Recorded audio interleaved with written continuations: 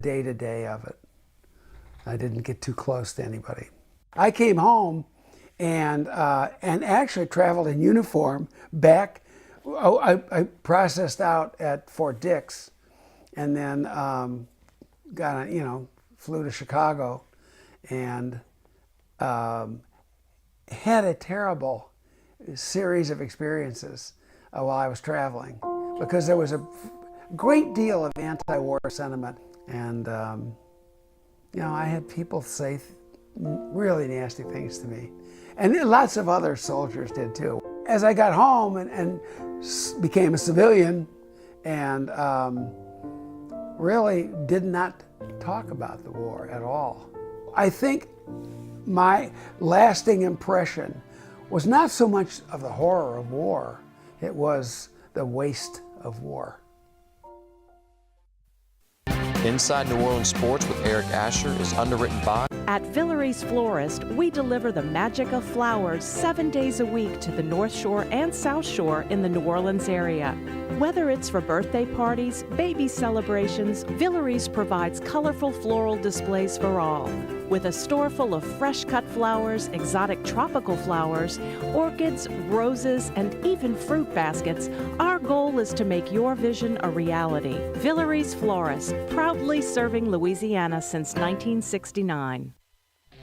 Dave Miette Insurance Agency. Auto, home, flood, business, 504-556-0809. Dave Miette, INSagency.com. CNC Drugs is a family-owned pharmacy that's been serving Southeast Louisiana for over 50 years. Whether you need help taking care of an elderly family member, a growing child, or even a pet, CNC provides patient-centered care for your entire family. CNC Drugs, large enough to serve you, small enough to know you. Locations in Mandeville and Araby.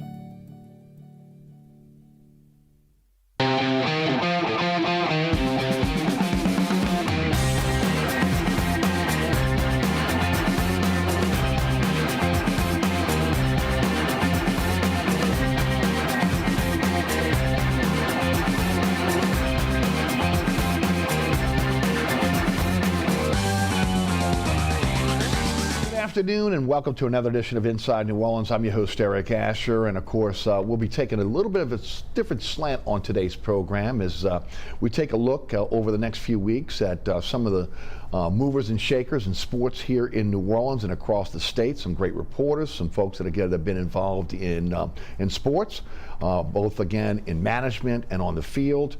And today we have Arnie Filko, former New Orleans Saints Vice President, former New Orleans City Council member, a guy that was also again part of the NBA Retired Players Association, and of course a dear friend. Arnie, welcome to the show. Thanks for coming down and joining us, and looking forward to the next hour, talking a little bit about what you've done in your career, what your thoughts on the future of sports here in New Orleans, stadiums, etc. You got a lot of stuff going on, again, in your life, working with the Ninth Ward Stadium down in the Ninth Ward, a bunch of nonprofits as well. So welcome to the program. Yeah, it's great to be with you, Eric. Always enjoy your show, and it's an honor to be with you as a guest. Well, thank you for being with us. First of all, we start off with, again, your background. Of course, again, a lot of folks don't, some people realize, some people don't.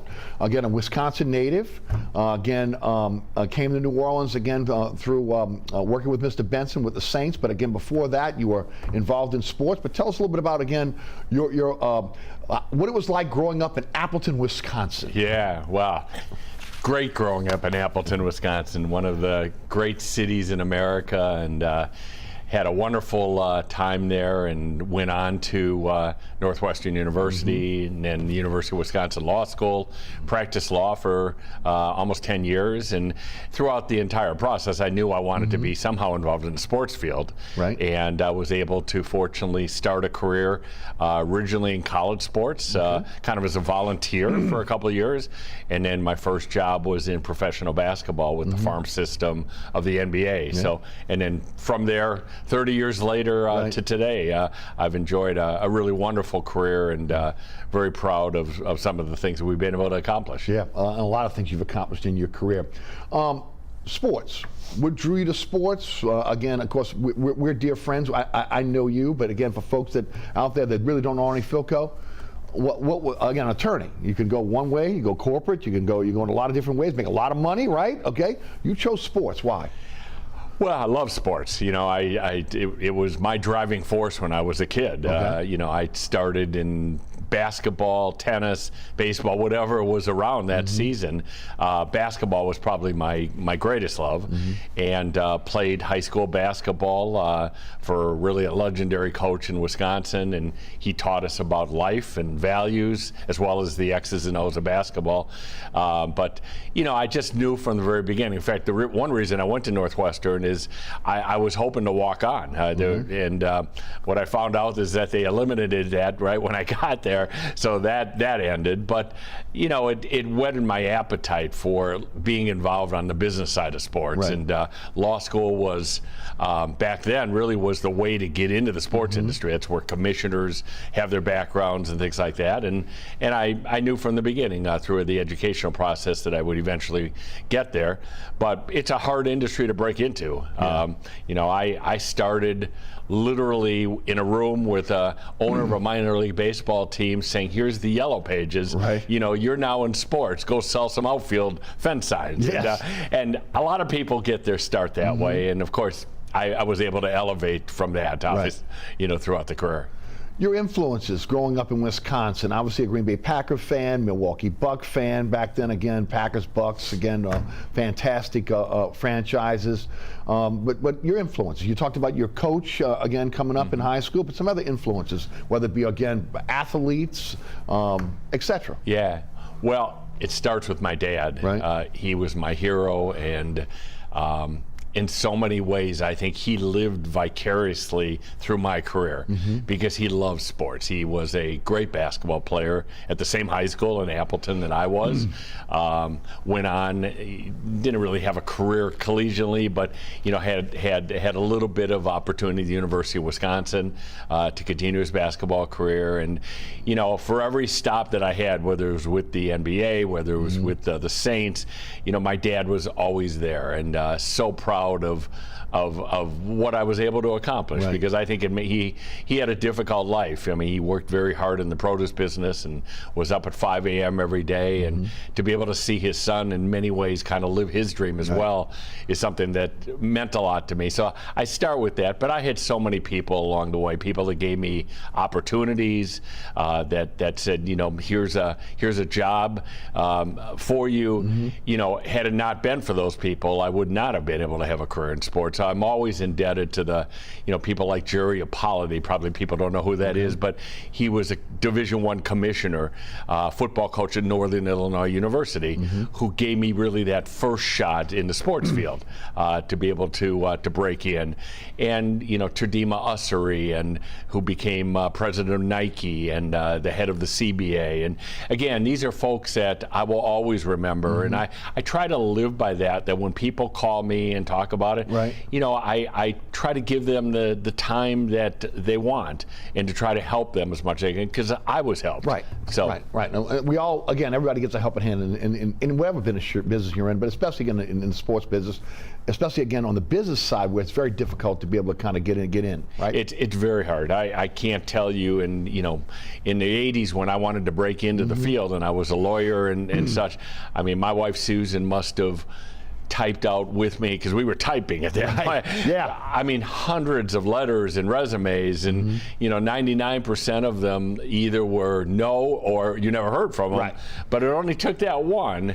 And that one came, and it started my career in college sports, and then working with the NBA. Got to know Commissioner Stern on 2 different occasions. He was an incredible leader and human being, and obviously the best thing of all is it brought me to New Orleans in 2000, and you know, fell in love with this incredible city, and very fortunate, because that opportunity could have been in Buffalo or Pittsburgh or anywhere. It happened to be in New Orleans, and I am the beneficiary of that. And we all are, again, for what you've done for this city, and again, what you've done in your career here. Start off with, again, the North Star Star Conference, 1989 and 1991. Now, I've been around sports a long time. What is Never heard of it, yeah. What is the North Star Conference? Well, for people that may know college basketball today, it's the Horizon League. Okay. Yes. Back in the late 80s, as I referenced, a guy named Jerry Apolloday, who was the head football coach at Northern Illinois, got the job as commissioner of what was called the Mid-Continent Conference. Right. Okay. I remember that. The Mid-Continent Conference was a great conference. Cleveland State, Southwest Missouri State, Northern Illinois, some top-notch basketball, and he moved his office to Chicago, and I called him up out of the blue, said, I'm a young attorney here, could I help you? And he says, you know, we really need some help in compliance. That was an emerging field to keep schools out of trouble at the time. And really, you had to be a lawyer to understand the NCAA rule book. And he offered me that as a volunteer. So I split time between my law practice and that. 2 years later, he came to me and he said, Arnie, I'm going to split the Mid-Continent Conference into men's and women's sports. Men's will be Mid-Continent, women will be this conference we're going to call the North Star Conference. Would you be interested in being my commissioner? And of course, that was a pretty easy decision. I became the commissioner of the last all-female Division I conference in college sports, and I had so much fun at that. We got our first NCAA automatic bid. I was there on the morning, you know, when they announced the bid, and to see these young women, just like we saw, you know, a month ago with the tournament, these women were so excited. They had never been to an NCAA tournament. But we did that, you know, we had 10 sports and more than a half dozen schools, and it really was my first entree into the sports industry, and it was so much fun. At what age? Oh, this was 1988, 89. So, 91, you know, I was 30. I was in my 30s, young 30s. Right. Yeah, I was in my young 30s, and you know, I thought this is the greatest job. And first of all, I got to go to the NCAA business meetings. Back then, the NCAA was in Shawnee Mission, Kansas. Now they're in Indianapolis. So I used to go to these. Now I'm the commissioner of the North Star, and here's the commissioner of the Big Ten, and the big commissioner of the SEC. So I was a big deal, you know. I'm a commissioner, but it was really fun, and I met so many great people, formed a lot of great relationships out of that. From there, you parlayed that into a deputy commissioner position with the Continental Basketball Association from 91 to 94. And for folks that don't know, that's kind of the precursor to the G League, what we see now.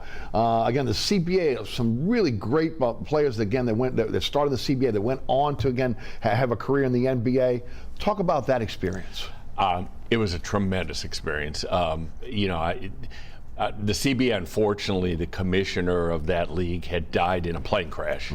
And they did a search for the commissionership, and this guy, Turdima Ussery, an incredible, smart person from Compton, became the commissioner. He ended up later getting in a little bit of trouble. But he needed a deputy commissioner, and I applied for it.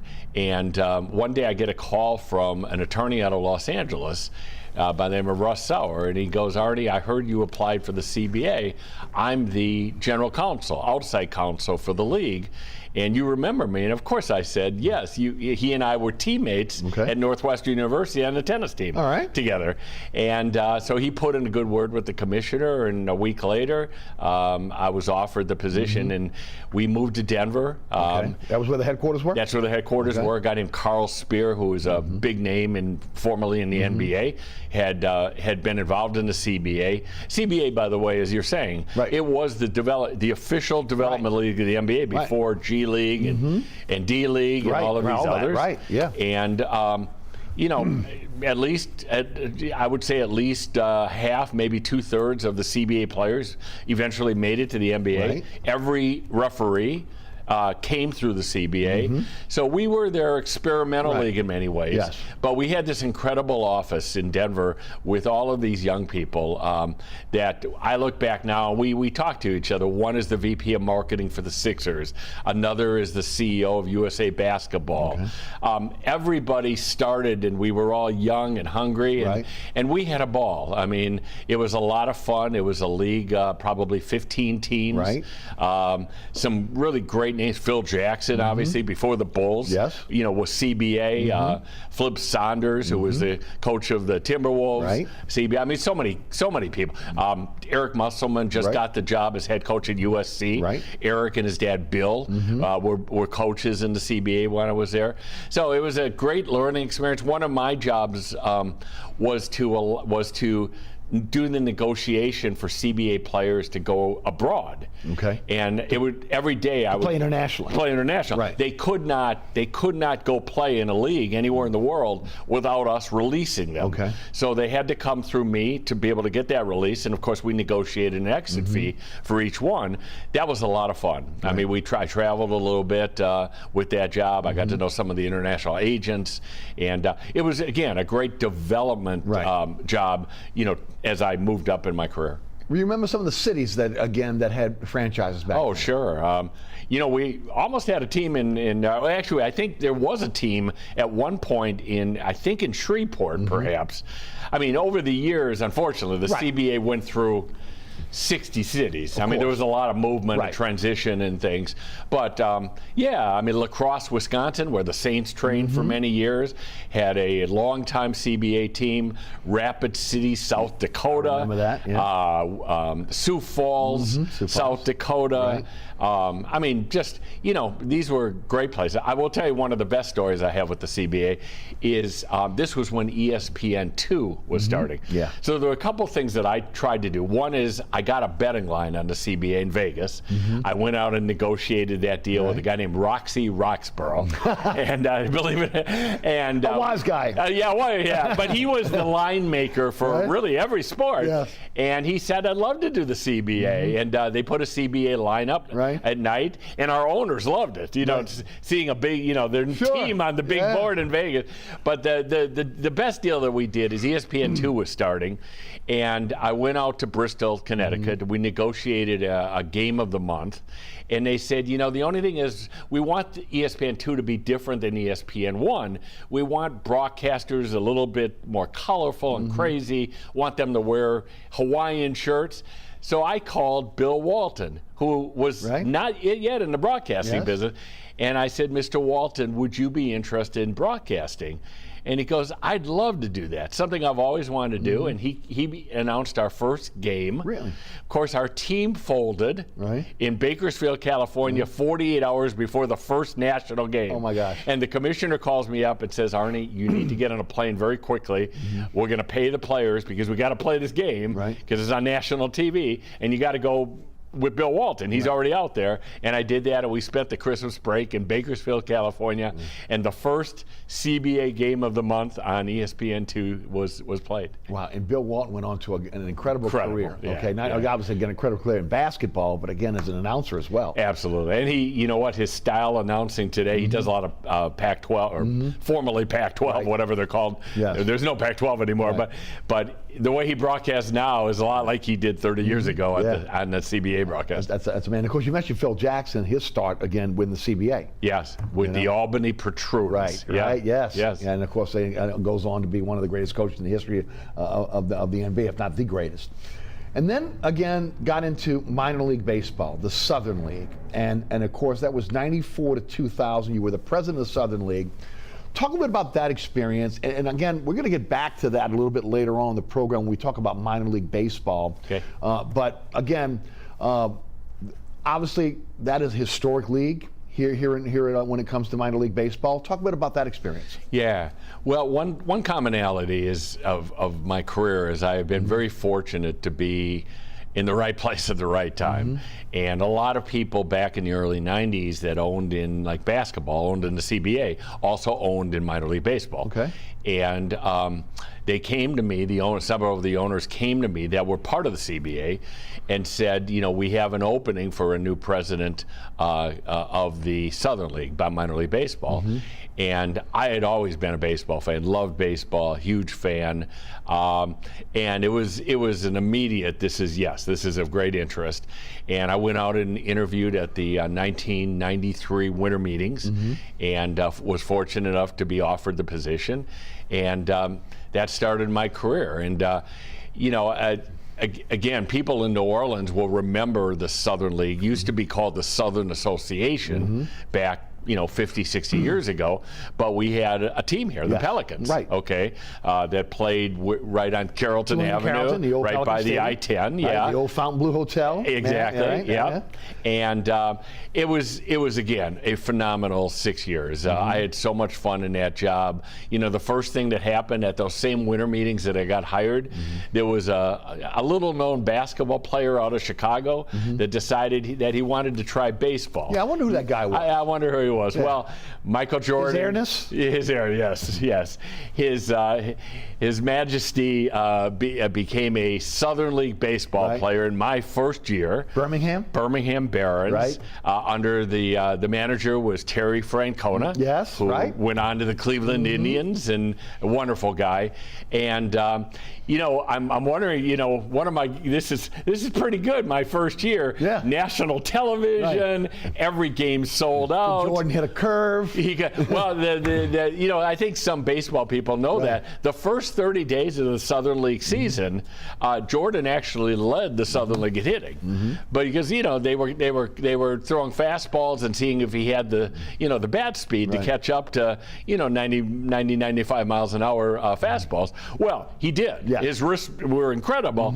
So then they decided, well, maybe we need to start throwing some curveballs and some off-speed stuff, and he went below the Mendoza line within the next 60 days. But what a season! That had to be an incredible time for the Southern League. But for you going into this, with all the spotlight on Jordan, putting the spotlight on the Southern, because I can remember that. Yeah. Okay. I mean, again, it was ESPN. Everybody was down in Birmingham. Everywhere he went, again, it was a. I want to say it was similar to what happened with Bo Jackson and also again Deion Sanders, but again this was huge. Now again, not just for Birmingham, for the Southern League and also for baseball as well. Absolutely. It was just one of the best catalysts you can imagine. The Southern League was a historic league with Birmingham, Chattanooga, Knoxville, great cities that had been in that league forever. But when Jordan made his announcement and went to Birmingham, every city, was sold out when Birmingham came to that field. And we had national television several nights a week. We had media from across the country. The Southern League was the beneficiary of incredible public relations as a result of it. And being the first year commissioner, that was pretty special, to have happen. Right. The affiliate for the Birmingham was the White Sox. That's what I thought. Yeah. White Sox, right? So we knew he was going to the White Sox because Jerry Reinsdorf owned the Bulls and owned the White Sox. Right. So we knew it was going to be White Sox. What we didn't know is where would they start him. Traditionally a first-year player coming out of college or drafted out of high school starts at a lower A league and then elevates up. Maybe in 3 years they hit AA, which is what the Southern League was. But they started him right away in AA. They knew he wasn't going to go down to low A baseball. Right. And it just happened that Southern League was his starting point. Yeah. What was it like? Did you enjoy the Southern League? Because the Southern League was again, that's how Tom Benson found you. Yes. Again, and the story is what Tom Benson was trying to get a franchise for New Orleans, right? Yes. And of course, that's how you guys met, and ultimately, again, you went on to New Orleans Saints. Talk about that scenario. Yeah. So when the rules of baseball is that a higher level gets priority over a lower level. To play the city, right? Yes. Right. So when the Colorado Rockies when Denver became a major league city, AAA had to go somewhere, and AAA wanted to be in New Orleans. Yes. All right. Mr. Benson had the rights to AA Southern League. He wanted to come to New Orleans. Well, he was already in New Orleans, obviously, with the Saints. Right. But the rules of baseball allowed the AAA to take priority and precedent over AA. Right. Well, Mr. Benson didn't like that. So he filed litigation on that, and I think the Southern League was actually a defendant, but we were what we would call a friendly defendant. We wanted to be in New Orleans in the Southern League. It would have been one of our best cities in returning to the history of New Orleans. Right. But the courts and Major League Baseball would not allow that. But that's really my first introduction to Mr. Benson and his family and this. And of course, who I never would have thought 5 years later, you know, that we would be talking about, you know, my role with the New Orleans Saints. But the Southern League was terrific. Eric, we did so many interesting things. I brought I went to Havana before the '97 Olympics and negotiated for the Cuban national team to come play in the Southern League as a preparation for the Olympics. They did that. We had, I think, 6 games. They sold out, again, every stadium. We had a defection of a Cuban baseball player coming out of that, which was very interesting. But we did so many things, and again, this was a lot of my sons were at an age where they were starting to play Little League, and of course, how fun was it for their dad to be involved in baseball? They would, you know, I would take their teams to the clubhouse in Chattanooga, and you know, these kids were, you know, in the same clubhouse that the players were, and I was close enough in all of my cities that I could literally at 4 o'clock leave my office and be at a game that night, which I did almost, you know, really several times a week. And it was just so fun for me because I got to know managers and umpires, and I was just in Chicago last summer at Wrigley, and almost all of my umpires are now Major League umpires, and one of them was at Wrigley, and he brought me into the umpire clubhouse. We sat for an hour and just reminisced about everything, because umpires in leagues back then became very close to each other because I supervised them. So we had some great times together. We're gonna stop right here. We're gonna take a break. We come back. We'll continue to talk a bit about what Arnie has done in his career. We'll talk about the New Orleans Saints. We'll talk about the National Basketball Retired Players Association, which he was the CEO. And then we're gonna talk a little bit about, again, some of the things that are happening now here in the city. The future of minor league baseball here in New Orleans. Will we see a soccer team coming to New Orleans? Again, also maybe the future of the UFL. New Orleans is part of the USFL. Obviously, with the merger of the XFL and the UFL, is there a possibility of getting a franchise here for that? Arnie's going to have a book coming out very soon. We'll talk about that. The Ninth Ward Stadium, which is one of the things he's trying to get off the ground for, again, youth in our city, and what he has done for the youth of our city, again, as a councilman, as a member of the New Orleans Saints, and as a member of, again, the Jewish community, as well as, again, when he was with the National Basketball Retired Players Association. You're watching Inside New Orleans Sports. I'm your host, Eric Asher. Arnie Filko is our guest. We'll hear from our underwriters. We'll be right back. Stay tuned.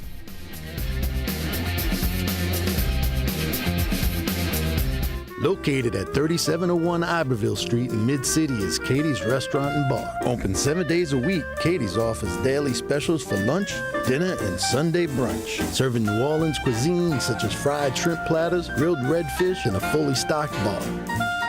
And don't forget about our expanded event seating and local entertainment. Featured on the Best of Food Network's diners, drive-ins, and dives, Katie's Restaurant and Bar.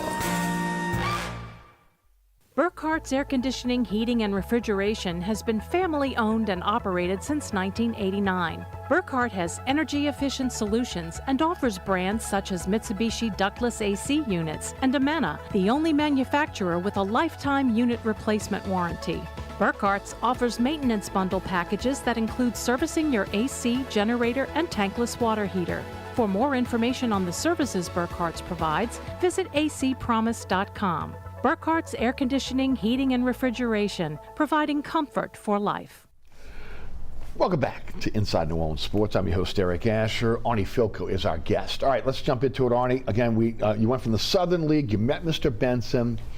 Your next stop was with the New Orleans Saints. 2000-2005, Executive Vice President of Administration. You came at a time, it was a volatile time here in New Orleans, where Mr. Benson was trying to either get a new stadium or get an upgrades to the Superdome. How did that relationship begin? From your time at the Southern League to again becoming the Executive Vice President of the Saints?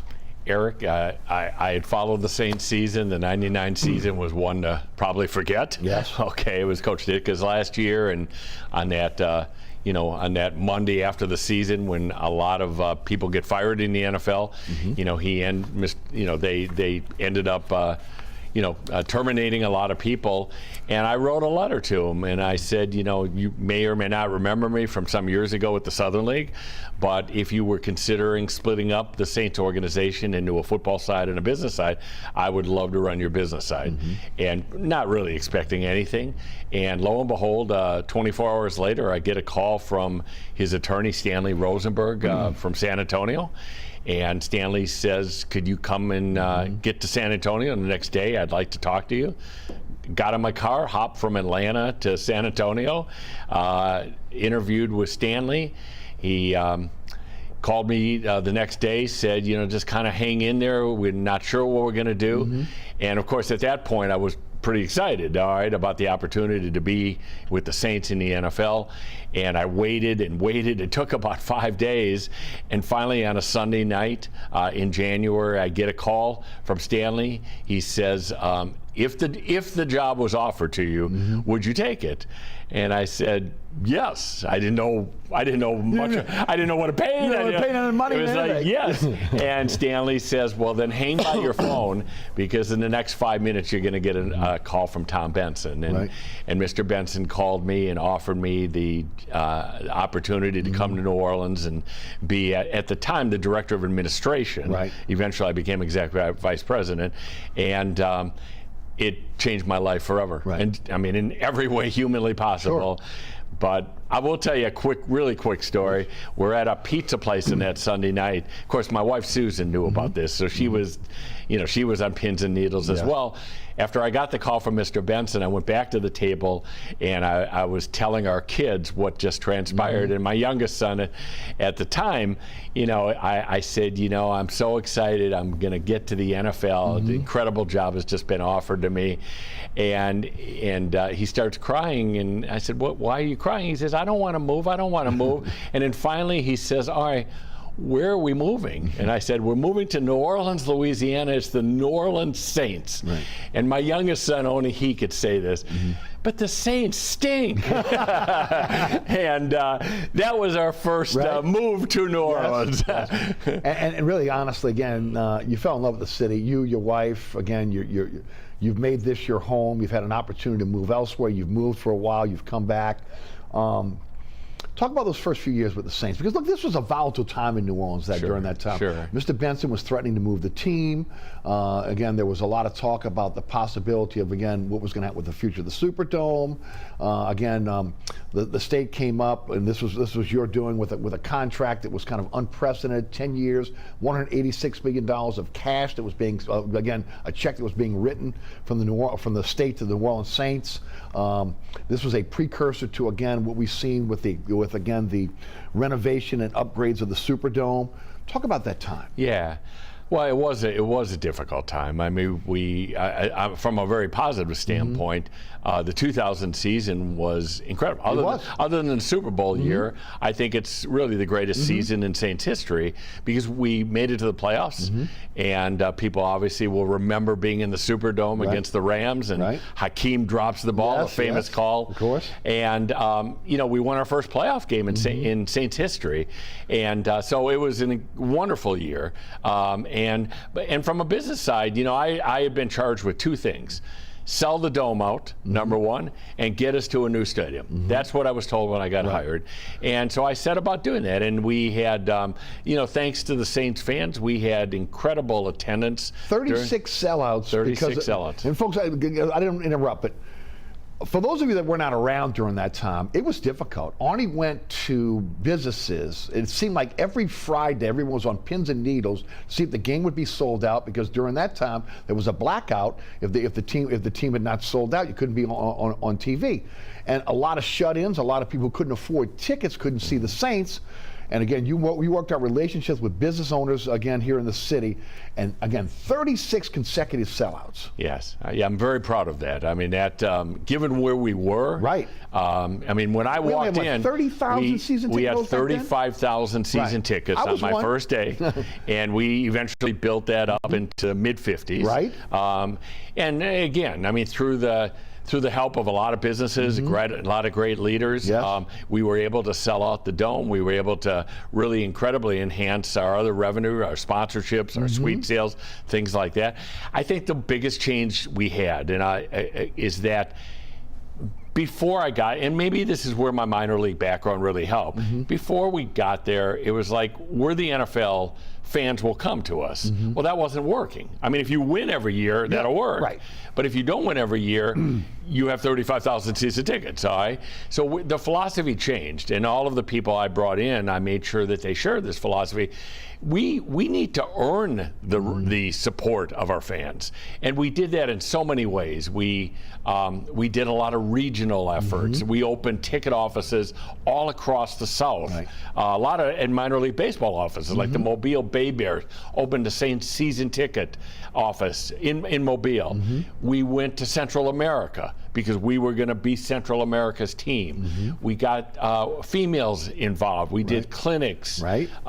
We did crazy stuff, Eric, that we had youth football at 8 in the morning because for all those kids that got to play in the field, guess who was coming to the games? Their grandparents and their parents. We did post-game boxing matches. Right. Our ticket sales director, who's still with the Saints, he boxed, fans. We had We did the fan advisory board. I remember that. We had 40, 50 people that were our ambassadors at Saints games. I mean, on and on and on. Sleepovers on Saturday night. But we really had to change the paradigm of us earning that support from the Saints. And of course, the adage is in sports is for every winning season, it translates into 2 or 3 good business seasons. So having a great 2000 season translated into great success in 01 and 02, and then people may not remember the 02 season. We were the #1 seed going into the last 3 games of the season. Right. Fortunately, we lost all 3, but that season helped us even further going into the future years. And you mentioned again moving ticket offices around again the Deep South. That really kind of was the precursor to this becoming more of a regional franchise. Yeah, absolutely. For a long time, it was New Orleans, it was the metropolitan New Orleans area, but we started to see more folks from Alabama, for the Panhandle of Florida, Mississippi, becoming Saints fans and becoming season ticket holders and making the trek to New Orleans on a Sunday. Yes, because what we realized very quickly was you could take, Texas, Alabama, Mississippi, Louisiana, and while they have a lot of college presence, SEC teams, there was no NFL presence at the time, okay? And we were able to capitalize, we could go really as far as back then, Birmingham, Huntsville, we could go west to the Texas border, we could go north, obviously, to Shreveport and Monroe. You name it, we had that region, and 33% of the Saints' revenue during my tenure came from the region. Right. And so that was a huge help to us. And of course, the other charge was the stadium. And that was first of all, you used to bother me about every week, calling me about the stadium. But I had the greatest idea of all time, but that's beside the point. You did. But look, Mr. Benson wanted a new stadium, and there had been before I got there a lot of threats of moving the team and such, but he really wanted a new stadium, and so we went down that path in so many different ways, and ultimately at one of the last meetings in the governor's office, this was Governor Foster, right, and a guy named Steve Perry, who became the head of our convention bureau here. He was his executive. He was the chief of staff. Chief of staff, right. And we were around a table, Mr. Benson and myself and Stanley Rosenberg, and Governor, and we were just at an impasse. And Steve and I said, could we go into the side room? And we went into a side room, and Steve says, look, you're not going to get a new stadium. What truly do you need? And I said, Steve, what we really need is we need to get to the middle of the pack financially, because it affects football. It affects our football team and our other operations. And he says, if I can get you there, would you back off the stadium? And I said, let's go back in the room and ask. And we actually wrote it on a little napkin. Wish I knew where that napkin was. Yeah. We wrote 10 years with dollar amounts next to it, went back in the room, presented it to the governor and to Mr. Benson, and Mr. Benson said, if we could get this deal done, I will do that. And of course, that was only the beginning, because we had to go through the legislature, and we spent, several months after that.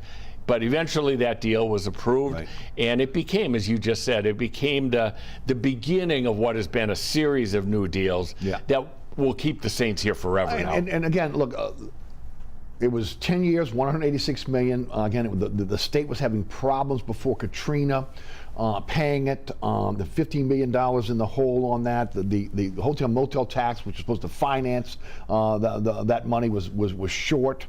Was coming up short over a couple years. In 06, it was going to be a $20 million payment.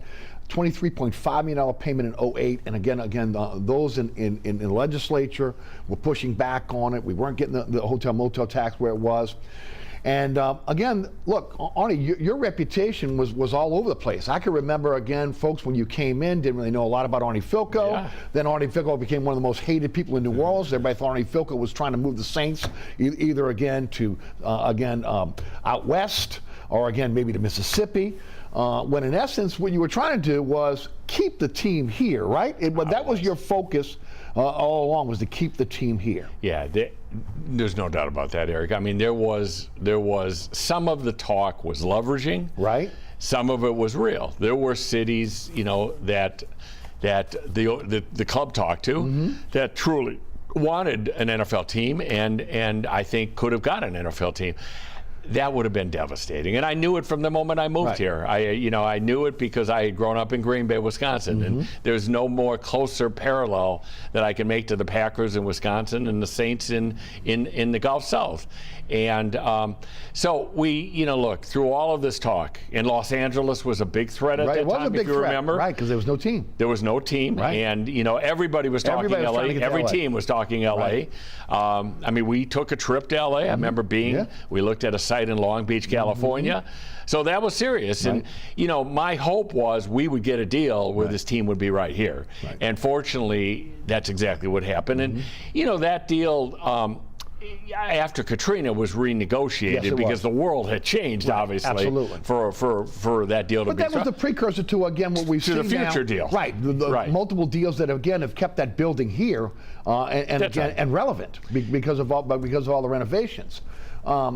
But you're right. You're right about the fact that during the negotiations, Buddy D and Dave Dixon, they were not my hugest fans. And I think when I took Gumbo, the real Gumbo, the real dog. Right, the dog. Now I have to say, the only reason I took the dog is Coach Haslett walked in one day and he said, "I'm sick of the dog pooping on the field. Right. All right, you need to kill the dog." And we went to a costume mascot. That didn't sit too well in New Orleans. Not for a dog's been running around since 1967. Yeah, exactly. Right? Exactly. Okay, no. But we can laugh about it now, but back then it wasn't so laughable. It wasn't. And of course, there was a lot of talk about Mississippi as well. And I remember talking to you during that time because I started my career in the media in 2002, and you broke it down to me. I want to make sure this team doesn't move to Los Angeles or another team. Mississippi may be the only way to keep them here. Right. That's right. And that was part of the conversation back then, right? It was one of the in the course of negotiations which were not going well with the state of Louisiana. We had broken down. I had the idea of calling Mississippi because they had so much gaming revenue coming out of Biloxi and Gulfport, and I called Senator Trent Lott. Literally within 10 minutes, I get a call from the senator, and he goes, "Arnie, can you meet me at a motel in Gulfport, all right? And I want to bring the governor, who was Ronnie Musgrove at the time." Right. And we went to that meeting. It was Dennis Lauscha, who's now the president of the Saints, and myself. We had a great meeting, and they said, "Look, if you're serious, we can get this deal done for you." And yes, you're right. My feeling at the time, your focus, right? It wasn't so much wanting to move anywhere, but there was a real threat of California and other cities. Right. And my feeling was, look, worst case, if we had to move only 30 miles away and being an exit 2 on I-10, all right, with a new stadium that Louisiana doesn't have to pay for, and the Saints are still here, it's not the perfect situation, but it's a whole lot better than the Los Angeles Saints, all right? And ultimately, we didn't do that deal because Louisiana came through, but it was certainly interesting, to at least explore it. Well, fast forward now to 2005, August 29th. Again, Katrina hits. obviously, again, the Saints brass, everybody moves to San Antonio at that point. Team moves to San Antonio. Didn't know if the Dome was going to be available for, with everything that was going on here in New Orleans. And of course, again, the revelation that Tom Benson was in the process of trying to move the Saints to San Antonio, did not want to come back to New Orleans. You and I have a relationship at that point. You call me, I'm in a Louisiana campground, evacuated from St. Bernard Parish. You tell me what's going on up in San Antonio, and you say you need to get this out on your show. Well, I tell you, our towers are down at WTIX. I'm in a campground in North Louisiana. I have no way of getting this out. So again, I contacted a few media members. One of those media members that was contacted through an intermediary was Fletcher Mackel, who again put that out for everyone to really put the story out. And of course, the rest is history there. Ended up costing you your dream job, but you stood up for New Orleans on that day. You stood up with the New Orleans, and again, with talking about native New Orleanians that were at that table, people, again, Mr. Benson, wanting to move the team there. And again, you felt so strongly about this city, you gave your job to try to keep this team here. Talk about that. Because I know that's a delicate situation. Well, it was a very difficult time. I mean, Katrina was devastating for everyone. People lost their lives, their jobs, their livelihood, their homes. And there were some things happening in those days after Katrina that I saw and heard that made me very concerned about the future of this team. All right. And as you say, I mean, I reached out to some people that I trusted. I was not looking to be a martyr. I was not looking to... You told me to keep your name out of it. Yeah, I was not really looking to be, a whistleblower in a public. I just wanted people to know what was happening. Because remember, people were all over the country. All over the country, right. I mean, they weren't worrying about the Saints at that point. They were worrying about their own lives. And...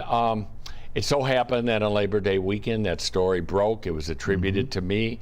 I was sitting in a conference room in San Antonio with leadership. It was very awkward.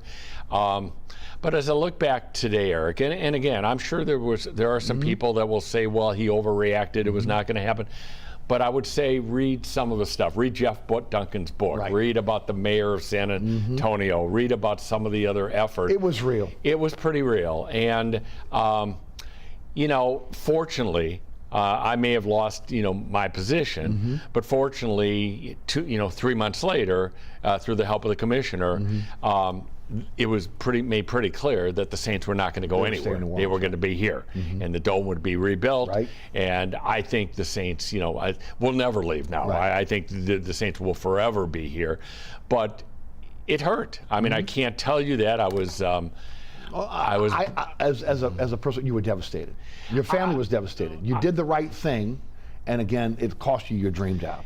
Well, it did, and I'd worked my entire career to get to a place in the NFL and with the Saints, and when I was told what was going to happen, I was asked to resign, and I refused. And they said, well, if you're not going to resign, we're going to fire you, and that's what happened. But it was a really difficult time. I mean, we had to live in San Antonio for 2 more months because our kids were in school. I will forever remember the friendship of guys like Aaron Brooks, who were one of the few people that came to me with well wishes. Steve Gleason. I mean, people that didn't have to, that reached out to me. But it was probably the most difficult time of my life, I have to tell you. And, we came back to New Orleans right at the end of 2005. Wasn't really sure what I was going to do. I had one opportunity with another NFL team. And really, to my wife and family, they said, we love New Orleans. Why are we going to leave here?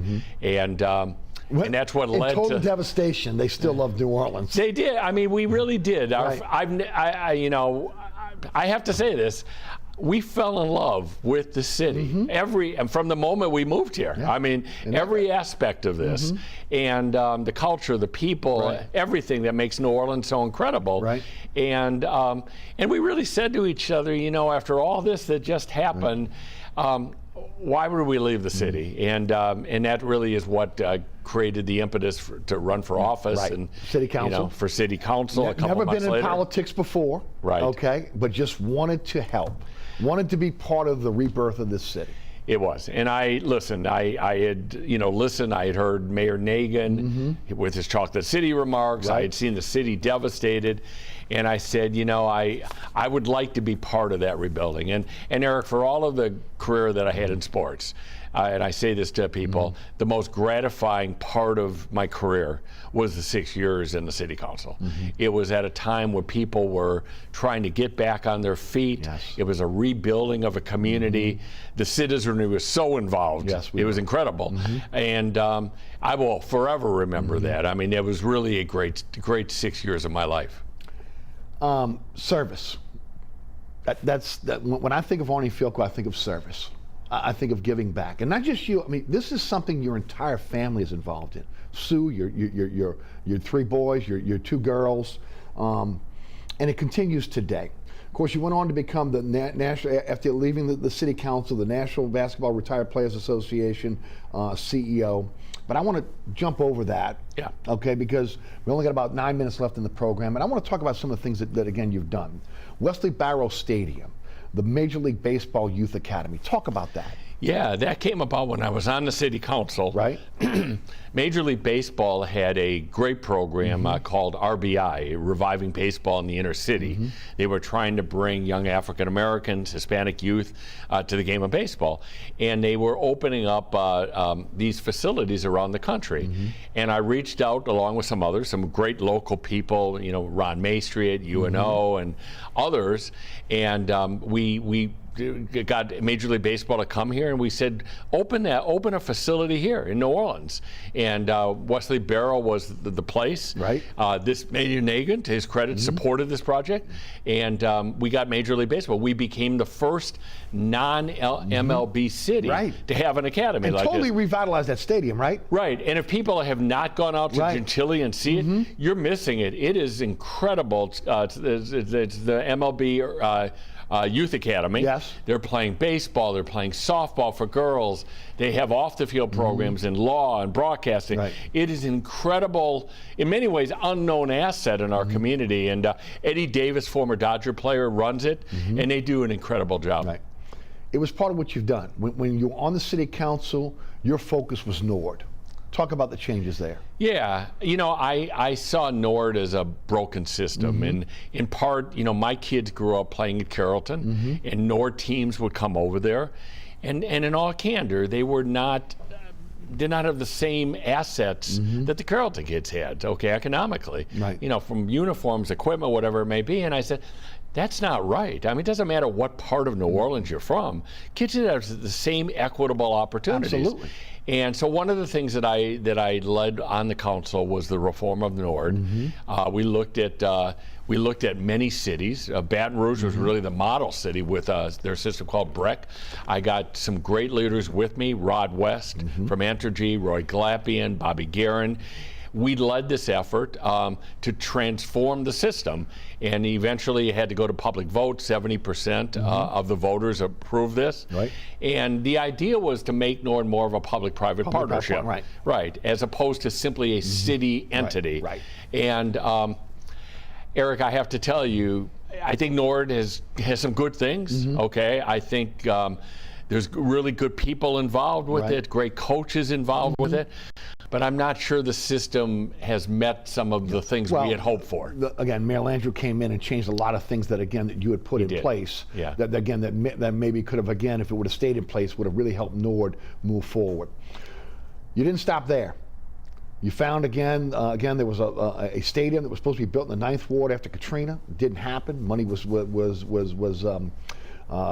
not used correctly. You made that your project, and it looks like it's going to come to fruition. You guys are getting a little bit short of money, looking for about $2 more million to finish the project, but the project is happening. Yeah. Tell us about that. Yeah, I'm so proud of this. I mean, I can't wait until we get to ribbon cutting of the opening of the stadium. This is the 9th Ward Stadium in the upper 9th Ward. If you're on the high rise and look at Louisa, look down, you'll see the stadium one day with lights. This project started really a few years after Katrina. I was actually an original donor of the project. Yes, I remember. thought it was happening. You know, I left town for the NBA retired players, and then in 2019, one of our media members in town broke a story. Lee Zurich, and said this project is dead. Okay, and I looked at it, and I remember being in the house with Susan, and I said, look, this is a project I need to get involved with. It's really important. And I formed a new corporation, new board, 10 incredible people. We've been working for almost 5 years now, fundraising. We've raised $10 million on our way to 12. If we had to build it right now, we can, okay? But you want to make sure you do it right, We do. We want to add some wrinkles to it and some special things that are New Orleans. So with all good luck, we're gonna raise that money in the next few weeks. Hopefully we'll break ground this fall or winter, and that stadium will open in late 25 or early 26. And again, we haven't built a new stadium like this in our city in decades, and it will be a crown jewel of our recreation system, and will be open to all public high schools and middle schools. So I'm really proud and just can't wait to this project coming to fruition. I do want to, we're not going to have time to get into soccer and minor league baseball, but I do want to talk about a couple nonprofits that you're involved in. The Starting Block nonprofit, also again the Jack D. Filco Scholarship Fund. Talk about those things again. You and your family continue to give back. Sure. Well, the Starting Block is a program where we take 50 to 100 high school kids from the area every 2 years, and we put them through a 2-year curriculum involving the industry of sports. All right, so that at high school, because it's a very competitive field, at high school they're going to learn the ins and outs of the sports industry. Tulane Center for Sport teaches that to the kids. But the other part of the program, aside from sports, is that we teach kids about each other. These are largely African American, Hispanic, and Jewish youth. We have educational partners like St. Aug that teaches every class. And these kids come out of this program as incredible leaders. They bond together. And if they're interested in sports, they really have a leg up when they go on to college and have a career. So it's a great way of giving back, given the career that I had. The Filco Scholarship is done back in Appleton. It's a tribute to my dad and my uncle and my own family. We go back to our high school. We do an annual scholarship every year for a student that wants to develop a career in sports as well. And we've had a number of students now that have gone across the country to different colleges, and we're very proud of that. It's in honor of my dad, Jack. You're working with the Chase family and Dillard with another nonprofit. Yeah, and I should mention the Chase family are a big part of the Starting Block. Leah and I were dear friends, and her family and the Morris and Melinda Mintz family are part of the Starting Block program. And the most recent one is that Dillard University, under the leadership of Dr. Rochelle Ford, has relaunched something that existed 30 years ago. It's the National Center for Black-Jewish Relations, which is really needed today, given what's happening in the world. And myself and a legendary media guy by the name of Warren Bell, which you probably know, have been asked to co-chair that, and it's just beginning, but we're very excited because I think, again, with all the tension in the world and conflict, bringing our communities together in unity is something that's really important. You got a book coming out. Yeah, hopefully.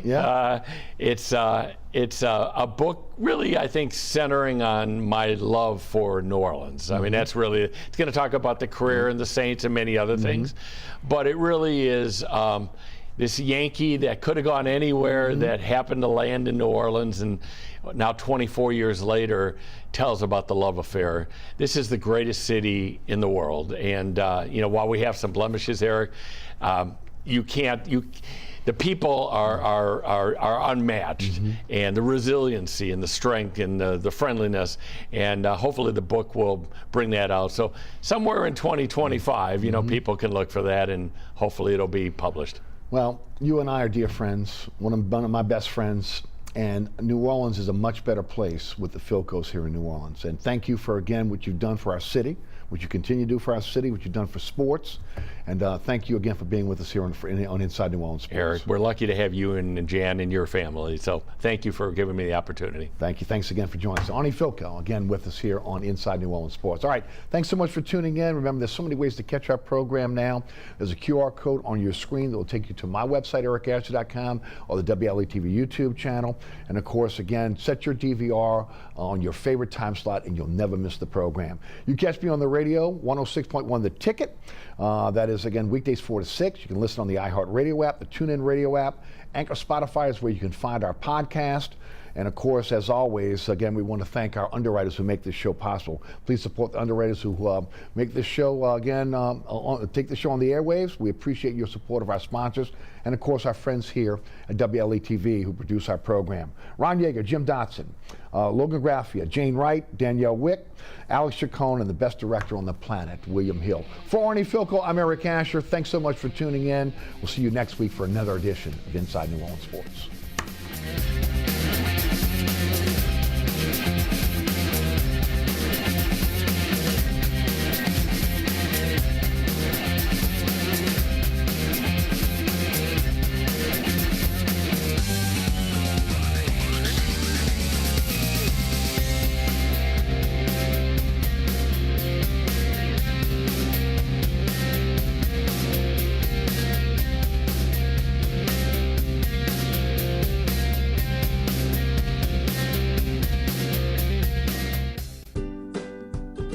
Consumers today want a lot more information on just where their food is coming from and what's involved in bringing it from farm to fork.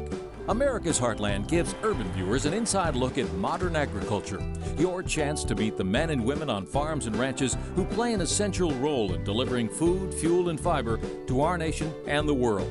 Real people, real stories on America's Heartland. Saturdays at 5 a.m. on WLAE. If you prefer to drive the finer things in life, consider driving more hours of quality public television by donating your classic car or